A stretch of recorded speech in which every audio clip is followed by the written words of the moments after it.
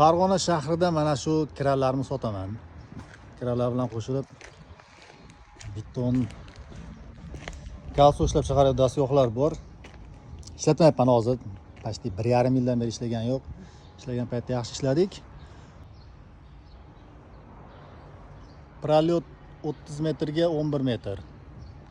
Mana bu balkasi 5 tonnalik. Talimiz deyarli yangi, u hech qancha ishlatmadi.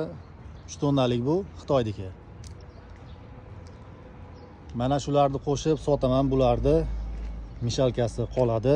Kelish pasportini ham yeraman, lekin o'zimga kerak hozir bu. Bu yerda paddolar bor. 1,5 minglikniki bor, minglikniki bor. Paddolarini bu tomondagisi ishlamagan.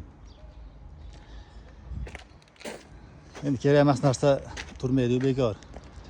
Kimga kerak bo'lsa 15 ming dollarga sotaman.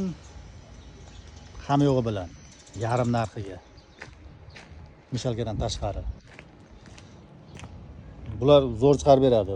Nariga tayda 4 ta vibratori bor. Ular ham yangi. Bunda ham 4 ta bor, 3 ta bor bunisida. Bunaqa shitlari bor. Kimga kerak bo'lsa, aloqaga chiqinglar. Farg'ona shahrida. Men vaqtim bo'lmaydi, o'zlar kesib, sug'urib olib ketasizlar. 15 ming dollar. Hozir buni o'tib beraman yo'l kirasiga yoki kesgan ishlaydigan bolalar bo'lsa, shularni xarajati uchun.